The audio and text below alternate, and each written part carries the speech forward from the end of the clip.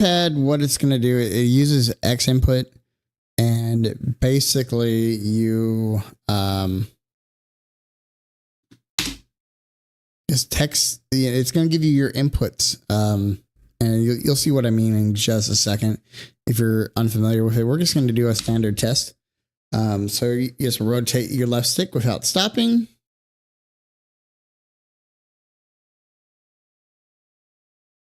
All right, so here we go.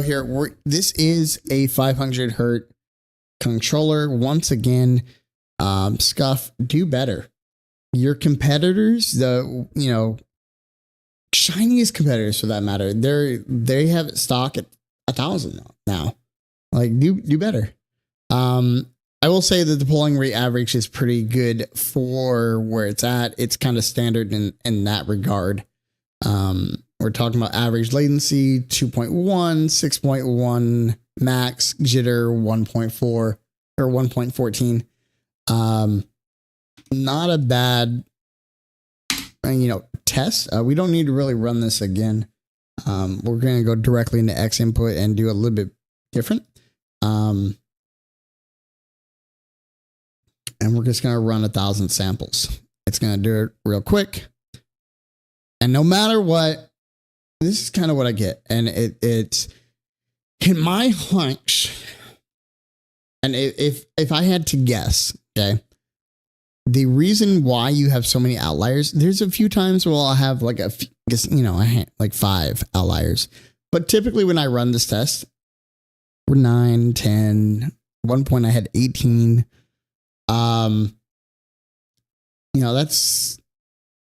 That's up there. Those are really bad.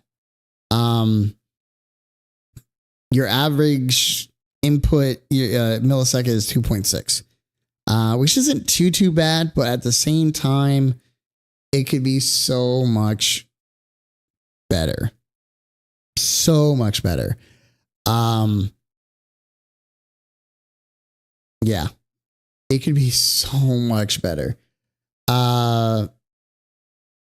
I have a feeling it has to do with the software. I really do. But I have no way to prove that, unfortunately. I'm hoping that, like I said, I'm hoping the software improves and then these numbers improve. And I can tell you right now, my controller is already overclocked. There's really no difference in not overclock to overclock with this controller. Regardless of this test, it performs in game really, really well. That's why I say I think it has a lot to do with the software, but no way to really prove that, unfortunately. So let's move on to testing the thumbsticks, and we'll do that. 1 second. Do that right here.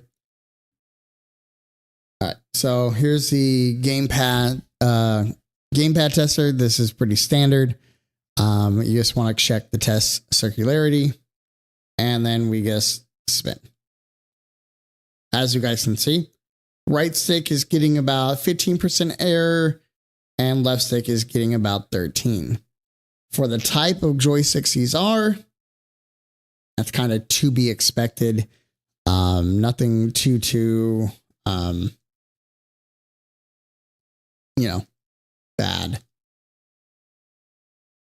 Could be a lot worse.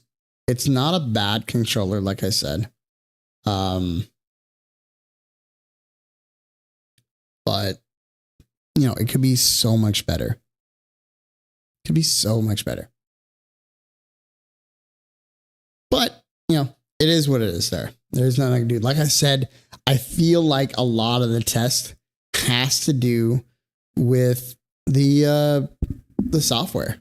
And that's kind of where we're at with the software. So Scuff, if you happen to see this, look into your software, because it's really holding your controller back. And if that's what you're going to be putting out moving forward, I don't see myself investing in a Scuff moving forward because of that. And I don't see a lot of others. A lot of others are going to open their eyes, especially with your competition that's coming out. There's so much competition out there now, and they're performing very, very, very well. You know, it's, you know, in closing, put like this. Is the Scuff Envision Pro a good controller? Yes. Could it be better? Without a doubt, it could be a whole lot better. And there's small things on it that, you know, hold it back. The software is my main verdict on that. The software holds it back outside of the thumbsticks. The thumbsticks are what you can do with the thumbsticks in terms of its curves in the software is great. That's a great idea. That's fantastic. But the problem is it disconnects so often for so many people. What do you do to counter that? There's not a counter outside of the device memory if the device memory works. You know, the fact that it doesn't have Hall effects thumbsticks is an L. Considering your very next controller for mobile devices had Hall effect triggers. What? You're making this supposedly great controller without Hall effect triggers. I don't know. It's an L. It's an L. I think the integration to be able to program more buttons for streamers on it, for PC gamers, whatever it may be, I think is a W. I think the layout of the controller is very, very good. The input delay in the controller is terrible overall. You know, it's so I ran that test over and over and over, and there's so many different results I got. I shouldn't have that many outliers. I really should not. I don't know if you guys ever do this stuff, but start looking at your competitors and see what they're doing. Iron sharpens iron. Simple as that. But overall, I will give this controller a 6 out of 10. A 6 out of 10, and it's really because it has so much potential to move forward to make the next great Scuff controller. So 6 out of 10 with a lot of room to work on. So that's a Scuff Envision Pro, guys. Hope you guys enjoy it. I would recommend this for somebody who's looking into a pro controller. But I will say there's a lot of better options out there currently. So do your homework, do your research. We have a lot of pro controller reviews coming up. 2 in the next few days. So I hope you guys look forward to that. And I hope that this is helpful for a lot of people, because it's helpful for me. And